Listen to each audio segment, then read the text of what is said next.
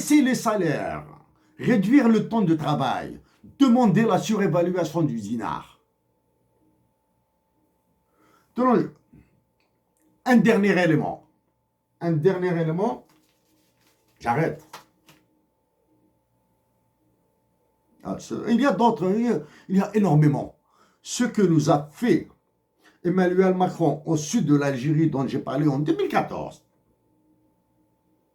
nous a rendus impuissants.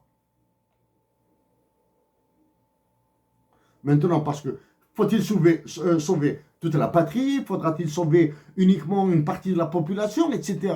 Faut-il arrêter le conflit, la guerre, etc.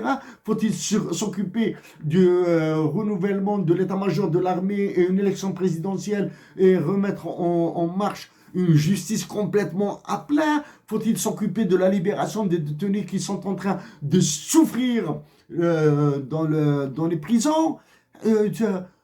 Faut-il éteindre les brasiers qui seront allumés par-ci et par-là? Faudra-t-il surveiller la patrie des attentats terroristes qui peuvent être commandités de l'intérieur et de l'extérieur?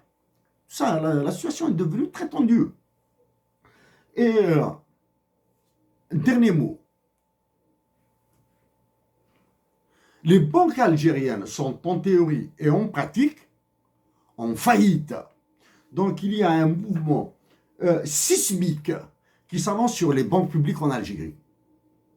Pour les explications du pourquoi de la faillite actuelle des banques, sur leur capitalisation, il faudra prendre les processus de capitalisation, c'est-à-dire combien d'argent y a-t-il dans les banques, comment il a été créé, quels sont les taux d'intérêt, quels sont les volumes des intérêts, les volumes des dépôts à terme déposés au niveau de la Banque d'Algérie,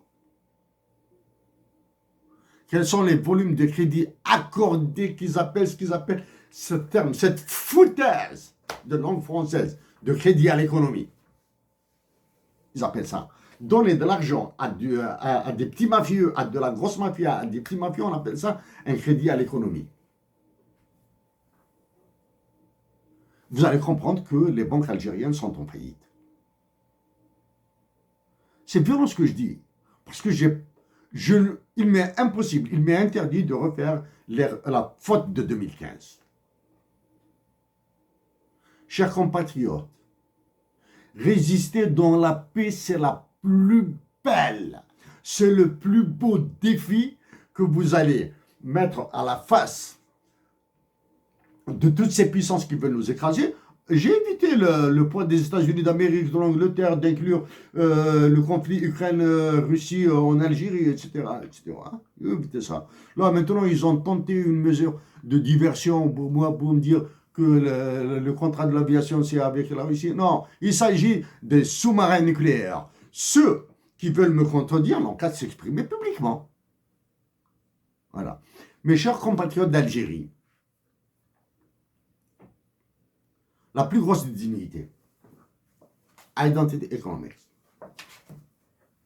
la plus grande des dignités dont vous devez faire usage, c'est la dignité patriotique.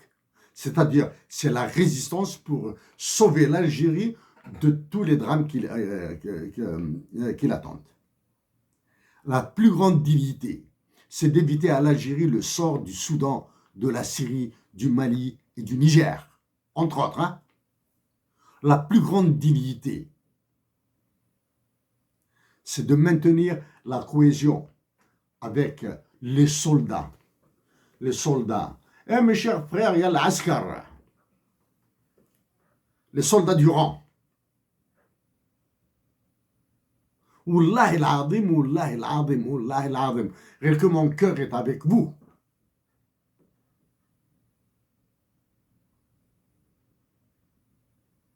Jusqu'à maintenant, je suis très, très modéré dans mes mots. J'ai failli oublier ce point-là. C'est tellement bourré de notes ici.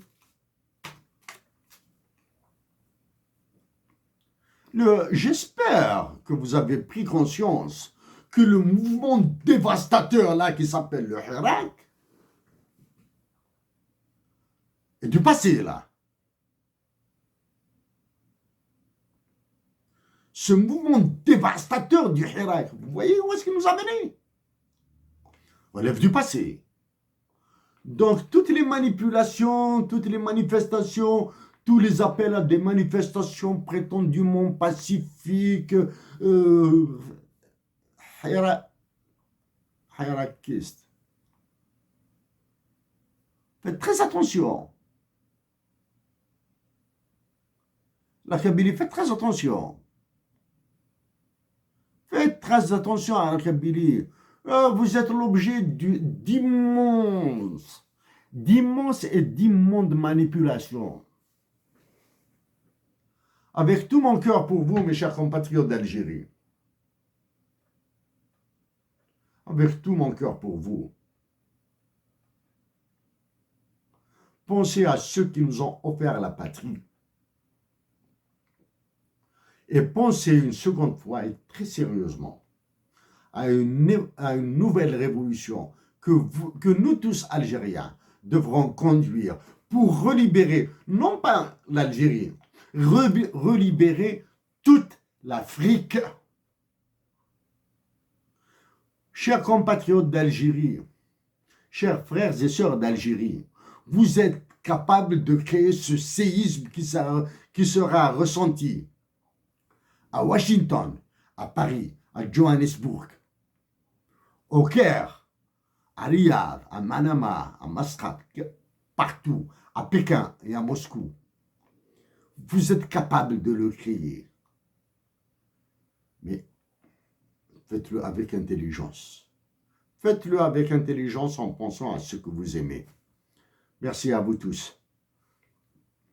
Et à vous, Emmanuel Macron. Si je dois continuer à faire dans ce travail nauséeux et nauséabond, je continuerai à le faire. J'attends votre déclaration sur la suppression de l'article 6 du traité de portant création de l'OTAN. Et une déclaration changera de tout au tout mon processus de réaction, d'action et de réaction à vos décisions. Merci à vous tous.